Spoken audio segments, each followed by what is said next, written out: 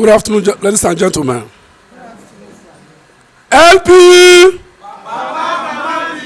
LP! Papa Mama Pikin! Papa Mama Pikin! My celebrity national chairman, Barrister Julius Abure. The deputy national chairman, Comrade Elia. The national secretary of my great party, Engineer Farouk Umaru. My national treasurer, the lady of the moment, Mirin Doredo, Mrs. Oluchi Okpara, and the national vice chairman, Northeast, Comrade Ilya Alikali, and my own national vice chairman of North Central, the landlord of this geopolitical zone, Comrade Adi Shisha Adi.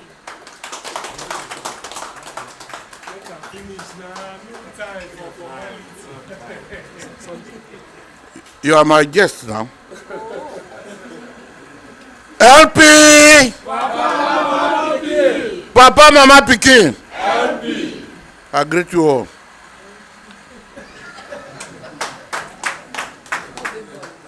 And our guest, the celebrity Nollywood icon, Dr. Barrister Kenneth Okonkwo. You are welcome. My national chairman, sir, and the national working committee of my great party. Just a brief description and introduction of what happened, what transpired 4 days ago. When one man who decided to decamp from a ruling party that has a president, senators, national House of Reps members, governors, to a party that is more than the third force, that is the front burner of this election, that is going to take mantle of leadership in 2023.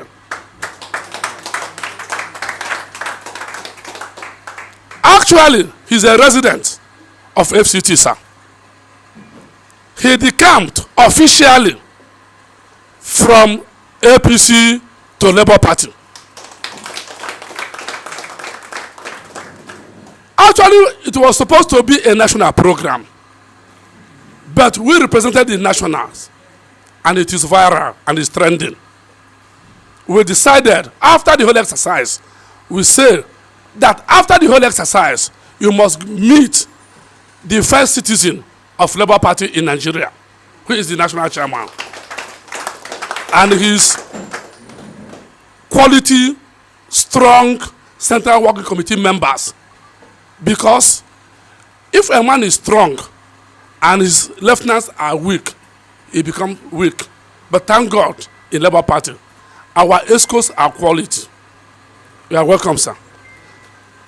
On that very day, it was a joint issue of card membership. He is from Unkunano, Nusuka local government area of Enugu State. His ward chairman sent a representative to represent him because charity begins at home. He decided to send his representative so that he be duly registered in Unkunano ward of Nusuka local government area of Enugu State. But as a host community here, our ward chairman was there,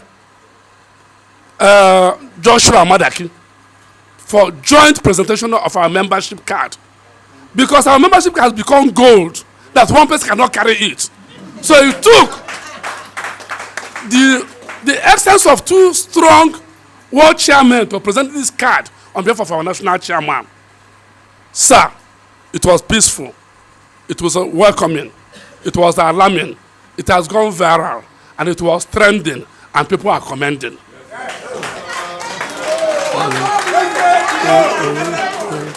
So today, sir, we are presenting this icon to our celebrity national chairman and his team for official acceptance of this man into the forum of this Labour Party. You are well done, sir.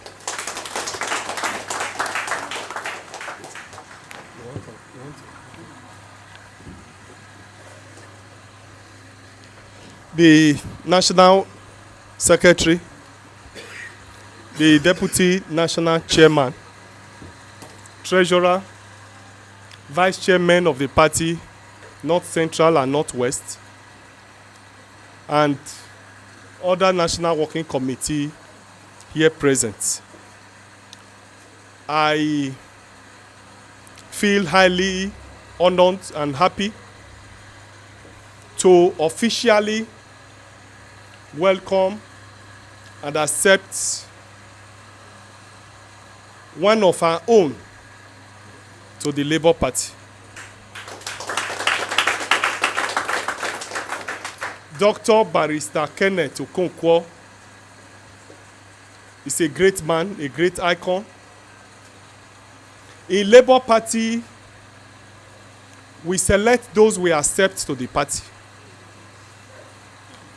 because we know we do not want the party to be like APC and PDP, where every Dick and Harry join and afterwards create confusion and trouble. We have been on the vanguard of saying that there is no fundamental difference between APC and PDP. Because in 2014, we realized that those in PDP were those who metamorphosized and went to APC. And today, you can't determine the difference between the two of them. Labour Party, as of today, is leading a pan-Nigerian movement that will deliver the country. And that pan-Nigerian movement is driven on the grounds of integrity, dignity, capacity, and competence.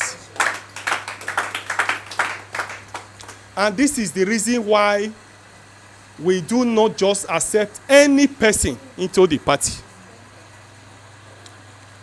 When we were selecting our candidates for the 2023 general election, I mean House of Assembly, Rep, Senate, and even the President, we were very, very careful as to those we gave our tickets.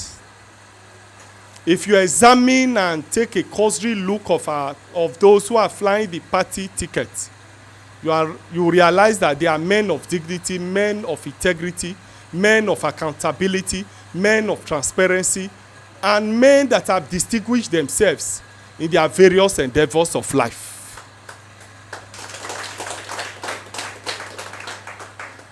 Today, Nigeria is sick. Nigeria is decaying. As at last week, the rate of inflation by the figures published by Bureau of Public Statistics has it as 19.5%. High level of inflation. Today, a report reaching us across the country has it that when people are kidnapped, they don't just demand for ransom anymore. They sell body parts and feed on the bodies of their fellow human beings. Nigeria is a country over 200 million people, and the rate of over 80 million Nigerians are without jobs. If we don't hand over the country next year to people who have capacity, who have distinguished themselves in their various endeavors of life, you may find a situation after next year where people will kill people on the streets and feed on them because of hunger. That is the situation we find ourselves. And that is why we have carefully selected those who will run the affairs of the country, who will run the affairs of our legislation and then put the country on a sound path of recovery. Today, Labour Party has become a symbol of that pan-Nigeria struggle that will deliver the country next year. Luckily, we have a presidential candidate that have distinguished himself in all ramifications of life, in terms of his performance in his public life, performance in his private life, and even his character and his discipline. And those are the kind of character that we need to drive the process of growth and development of the country. I have said it in several fora, and I'm going to say it again, that a country that is already sick cannot be handed over to somebody who is equally sick.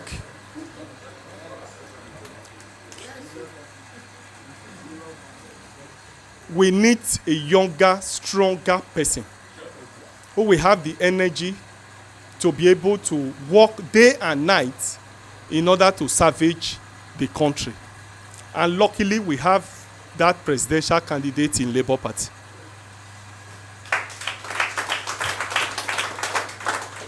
So all of this put together is why we are very careful of those we bring into the party.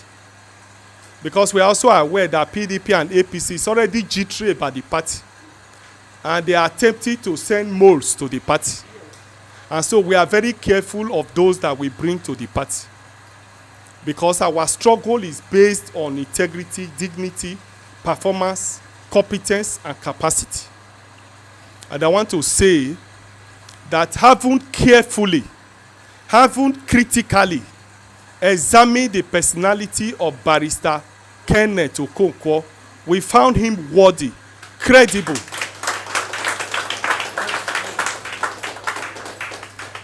to be worthy of the membership card of the Labour Party. I therefore have the honor and privilege today to officially welcome him to the party.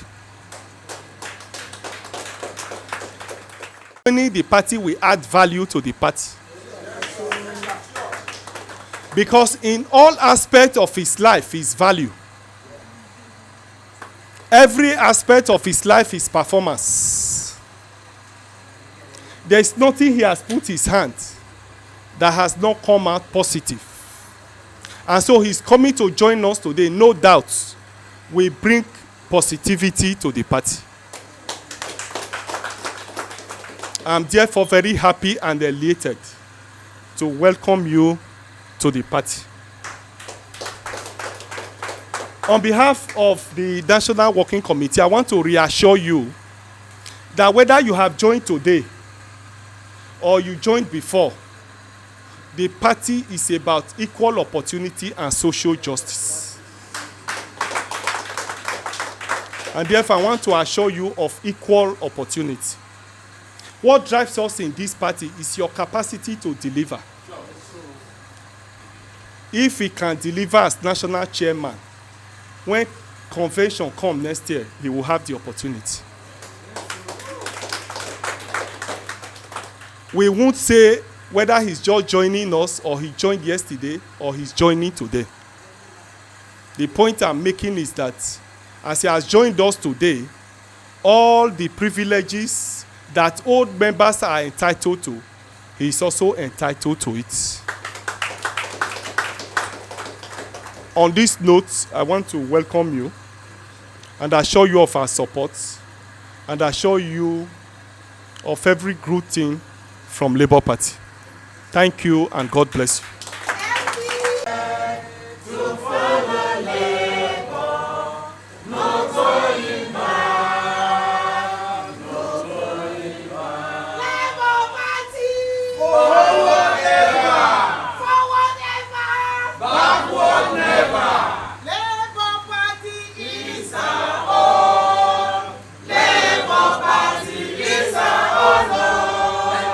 Nigeria go there.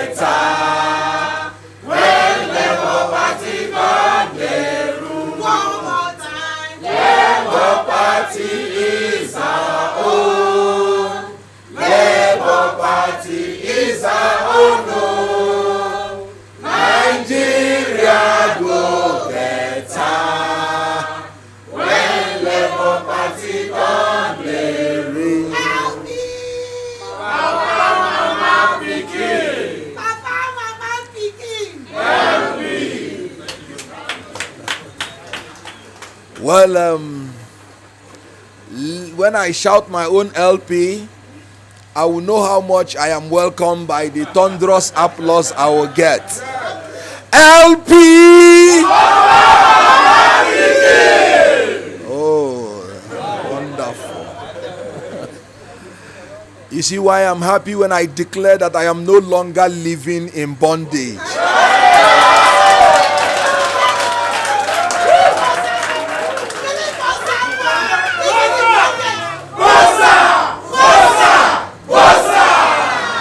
You know, when I was coming, I thought I was coming to meet friends. But now I know I've come home. The national chairman of Labour Party, celebrity chairman, Comrade Julius Abure, the deputy national chairman, the national secretary, the national vice chairman of the different geopolitical zones, all the members of the National Executive Council, with my national treasurer sitting by my side. I did not come alone. Meanwhile, the FCT chairman of this great party, Comrade Peter Diogu. Thank you.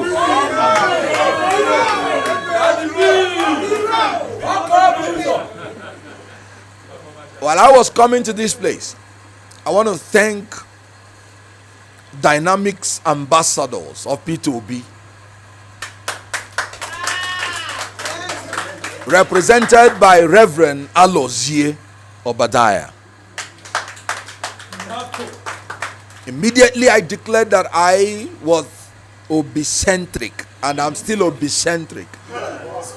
They were the ones that started reaching out to me from that day and immediately adopted me and made me their national spokesperson. I want to thank the Secretary of Campaign for Equity and Justice, Dr. Liz Ejiogu. They are a group that have insisted that in a multi-religious, multi-ethnic society, you must factor in equity and justice when you want to make choice of any candidate. I want to thank Reverend Peace, the national coordinator of P2B Mandate Group. They are the people that are vowed that they... When I was coming, I would have come with loads of people, because immediately I became a member, I got a call from Southeast when they say that the whole youths have decided that they will be obedient. I got a call. As a matter of fact, my most friendly political associates I have are the Northern Muslims. The first time I went to make an interview about my disaffection with the way the ruling party has been doing something, it was a Northern Muslim friend of mine from Kanu that said I should become obedient.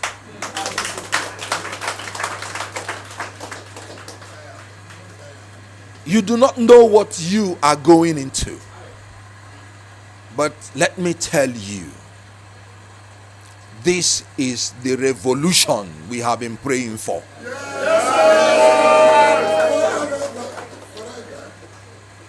I heard the presidential spokesperson of one of these major political parties. I am always very reluctant calling their names anymore, because when Nigerians hear their names, their hearts skip. Their names are now evoking trauma in the hearts of Nigeria. I heard one of the presidential spokesperson saying that democracy is noisy. I can understand why he's saying so. Because in his party, they have been exchanging ignorance through argument. And you know that empty vessels make the most noise. As I entered here and saw the harmony that is existing, brothers and sisters of this great Labour Party, we don't make noise in Labour Party, we make sound.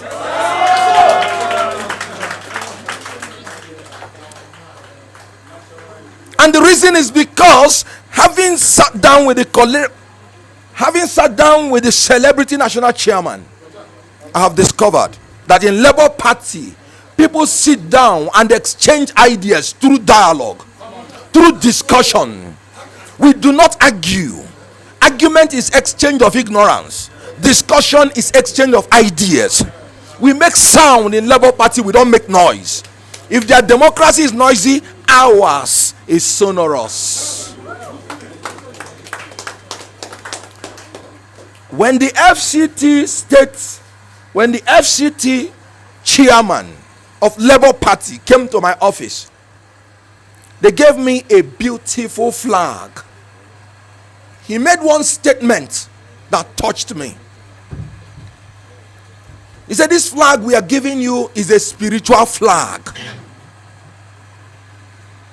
to actualize a divine mandate. It was when I reached home that I understood the import of that statement. Come 2023, they may come against us with their bullion van.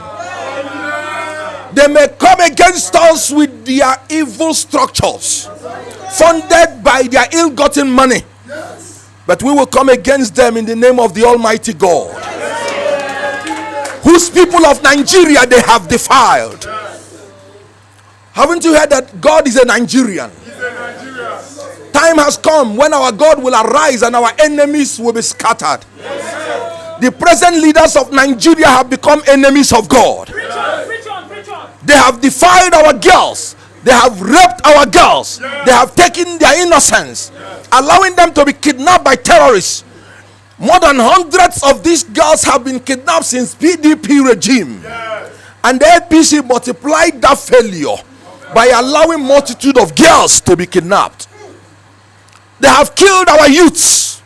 They have condemned them to be at home without learning for more than 6 months.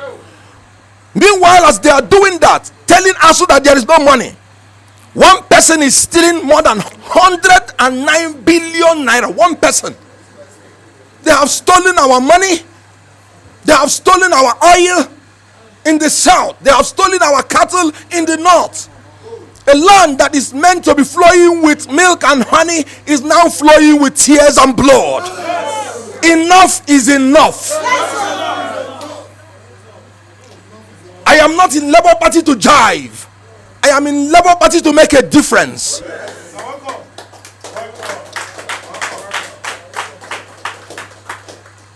These leaders in any society, there is always a time when an idea will come, and that idea will bear the signature of God, and it will evolve on its own, and it will catalyze into a cacophony of cyclone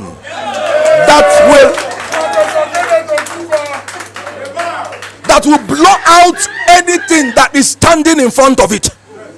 I want to prophesy to you a new Nigeria is about to come. I have maintained that those people that say they will labor to death, hear good news. They that labor in tears shall reap in joy. Weeping may endure for the night, but joy cometh in the morning. I am about to witness the dawn of a new era in Nigeria. What is happening now is not ordinary. It is uttered by God. And when God utters a thing, my faith tells me he will finish it. P2B is simply a symbol. P2B has said that the people are the president through him. When they made me a spokesperson, I said no, the people are the spokespersons through me. I am the people's spokesperson. I am going to talk. I am going to shout until the difference comes to Nigeria. And I want to tell you this, nothing will stop it. We have been in our doldrums because labor has not understood their power. Labor means people.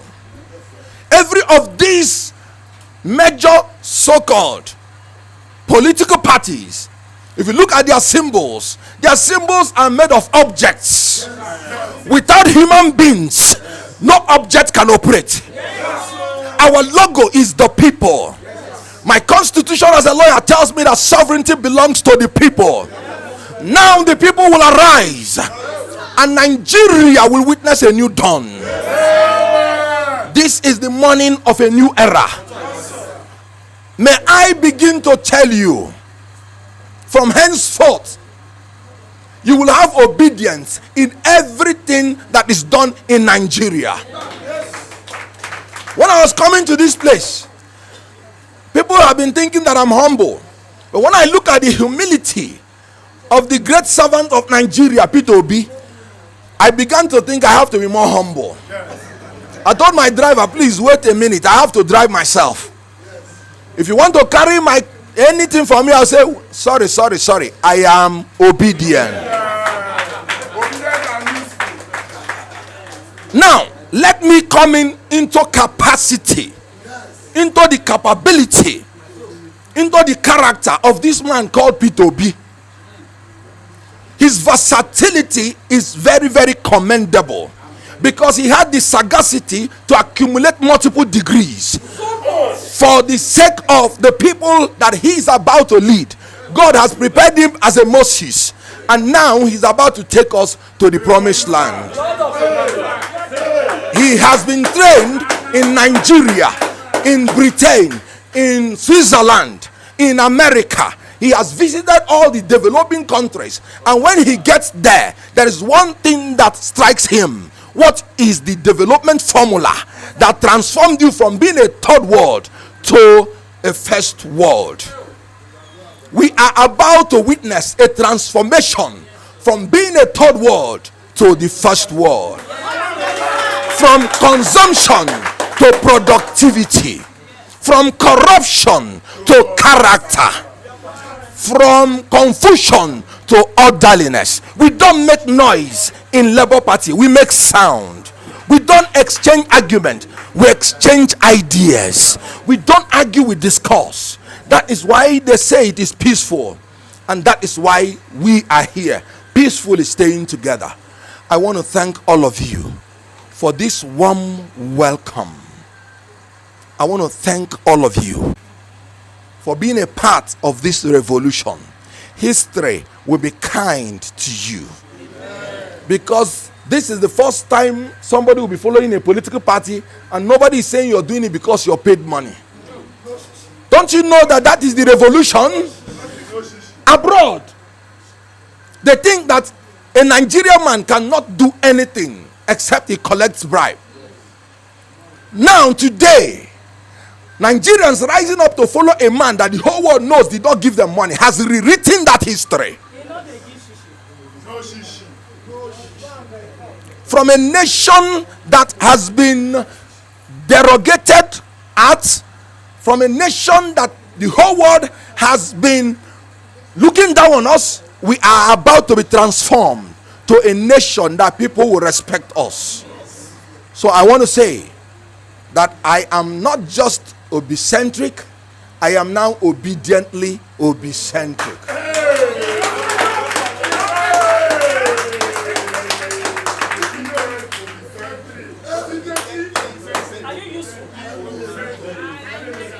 Before I made my choice to come public to support the candidacy of Peter Obi, I waited to know how he is going to handle the issue of the vice president. It was important to me because I am the convener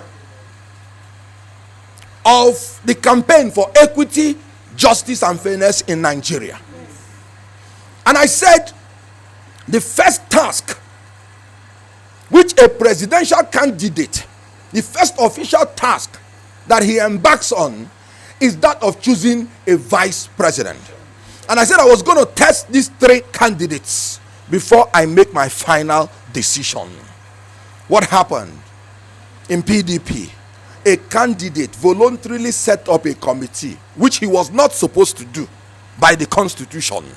He outsourced that act, obviously because he is confused on what to do. The committee gave him recommendation and scored the people that they gave him. Scored one 14, scored the others 3. Yet he chose the people that lost election. Would these people not want to rig our election if they allow the chance? Today, the noise is still going on in their party, choosing a vice president, the first job. And look at the other party, the ruling party, that has taught us about equity and justice. And when they made their own choice, till today, they are fighting over it, wearing canvas and suit on top of it. You know? Whereas people are challenging themselves on how they will develop their country, they are challenging themselves on how to be fashionable. We have seen what their fashion is giving us. They are still quarreling till today. But when Peter Obi made the choice of his vice president,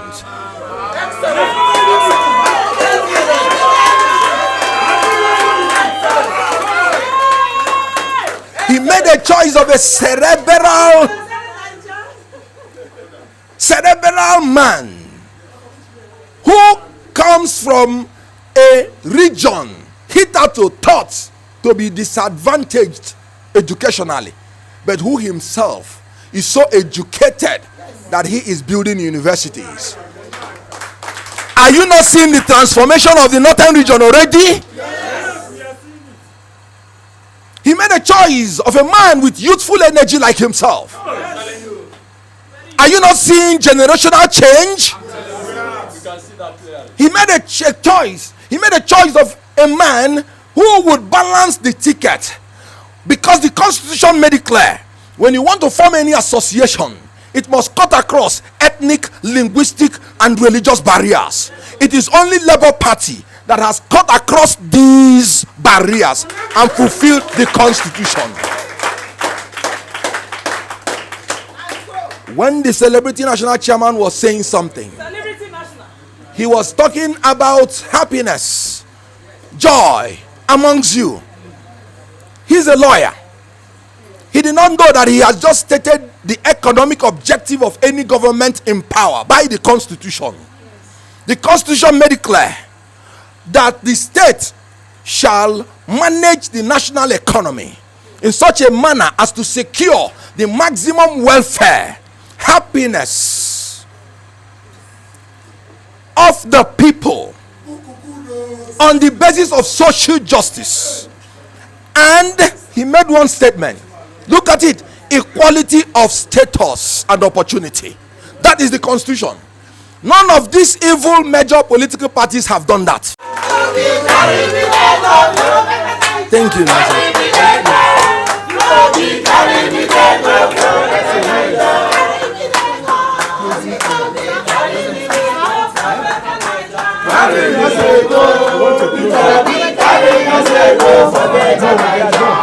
Just close it.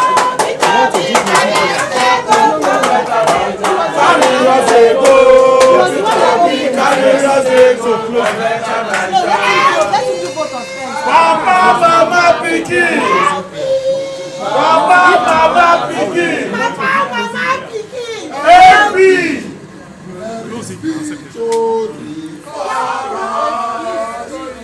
There is victory for us in the name of God for now. There is victory for us.